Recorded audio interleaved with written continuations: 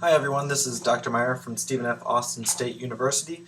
Just want to talk to the Group 3 people about the Inuksuit performance. So we're going to go over just how this is all going to happen and kind of just give you the general gist of everything and how to read the parts. So the first thing that you'll want to look at is the Inuksuit event map. You can see Group 3 is here down at the bottom. And so what you're going to notice is that Group 3 will always start after Group 2 has started. So initially Group 1 starts and we'll all start together in a central location, and then as Group 1 starts, they'll expand out to their furthest locations. Then Group 2 will start doing their thing, and they'll go out to the second-most circle, and then Group 3 will start and go out to the innermost circle. But we'll all start together in a very centralized location. Also, you can see that after Group 1 starts their first thing, then Group 2, then Group 3. So after Group 3 plays, then Group 1 will start their second instrument, which leads to Group 2 starting their second instrument, which then leads to Group 3 starting their second instrument, and so on and so on. So you can see it'll go in a pretty logical order. The thing that'll help is that I'll put a person in charge of Group 3 to kind of be the Group 3 leader. So when that person starts, it's a signal that everyone else in Group 3 can start doing whatever instrument that has just begun. So that way everyone's more or less on the same page in terms of performance timing in relation to each other. So let's kind of talk through how to read all these parts. The first thing that Group 3 is going to do is do the wind section. And so you can see that this is a blown tube, a bullroarer, or an aeolian instrument, some kind of world tube. And so what we want to do is make sure that in this part and all the other parts, we're keeping track of the entire page length, not just the section we're playing. So if we think about the entire page length as being a minute long, these two up and downs will happen starting kind of around 20 to 25 seconds in, and then after you play them, we'll have 20 to 25 seconds of rest. The second section will have about 15 to 20 seconds of rest. Do 3 up and downs, and then 15 to 20 seconds of rest. Third section, same idea, maybe about 10 to 15 seconds of rest, 4 up and downs, and then 10 to 15 seconds of rest. So you can see after you're doing, or throughout all 9 of these, the rest becomes shorter as the up and downs increase in 1 each time. So after that section, we have the person in charge of Group 3. We'll then move on to what is called Inuksuit Rising.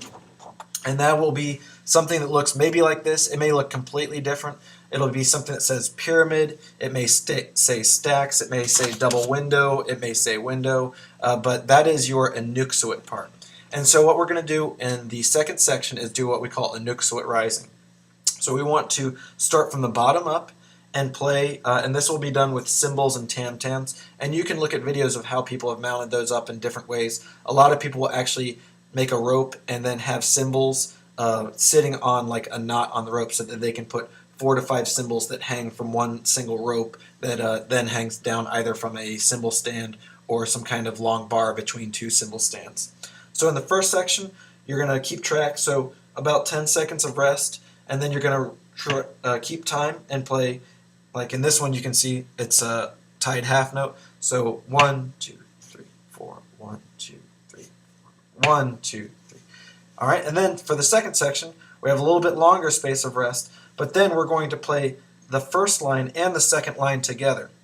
So this first line stays on the lowest cymbal, maybe a gong, and then the second line will be on the next lowest cymbal or gong. And that's got a very specific rhythm in relation to that line. So every time you play the new section, you're going to add the next section. So by this section, you're playing all 3 of these at the same time.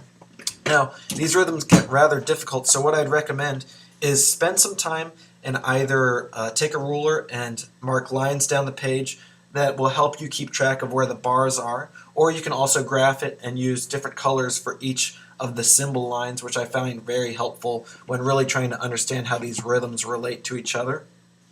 But what you can do is when you find that you're having a hard time maybe of keeping track when you're up here on this line, you can't keep track of all these lines below. So what John Luther Adams has said is that you can do the newest line and then however many lines you have previously played to the best of your ability. So if you can only play this line and then the 2 or 3 below it, then that's all you play. Don't worry about playing the bottom ones. But you're going to keep doing that until you reach when you're either playing all of these lines together or you're playing the top line with as many of the instruments as you can together. So that's how the Inuksuit rising part works.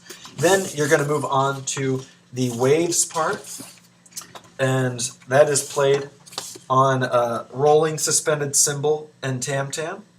And you can see again, this is a very continuous part. The page is completely filled. So once we finish this section, we go back to this one. And you can kind of tell it's a little bit more straight ahead, 60 beats a minute. So you can kind of see that the swells get longer and longer as you move down to the lower, till finally you're on the lowest cymbal playing the longest crescendo, decrescendos, and you're only doing 2. Whereas higher up, you're playing a lot more crescendo, decrescendos, but they're at a much faster pace or faster frequency.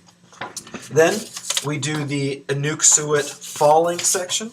So we're going to do this page in reverse. We're going to start with playing the top and as many of the sections below as we can, and then we're going to go to the second line and that idea, so that by the end of that section, we're only playing the bottom line together. So it's just like the Inuksuit rising part, except we're doing it in complete reverse, so going from all the instruments to only one instrument at the bottom.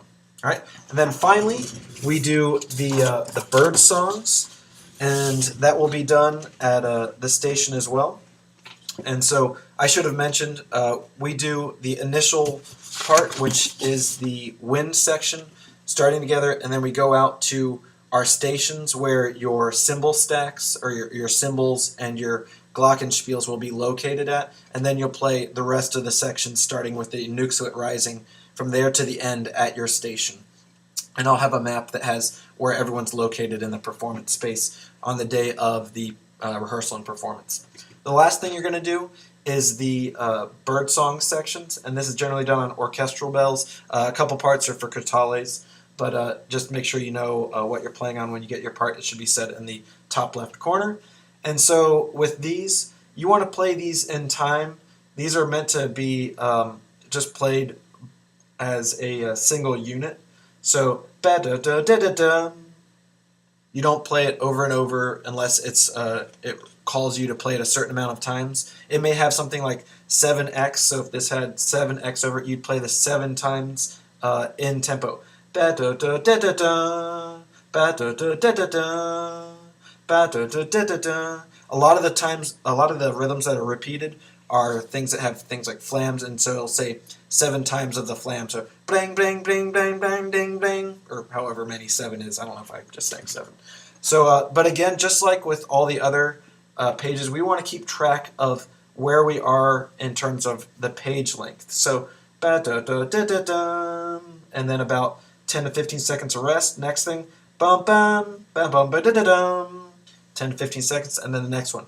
Keep going down the page just like we have with all the other sections. So the group 3 people will end the performance. Once group 3 is done, that's when the performance will be finished. There'll be a long rest after the final person has played. Generally there's clapping, hopefully there's applause, and then we'll all load out. But I just want to thank you again for being a part of this performance. If you have any questions, feel free to email me. I'm happy to answer anything. I want this to be as easy of a performance for you as possible. Yeah, any questions, send them my way. So thank you again for being a part of this. Myself and the SFA studio are looking forward to having you out to perform Inuksuit in April.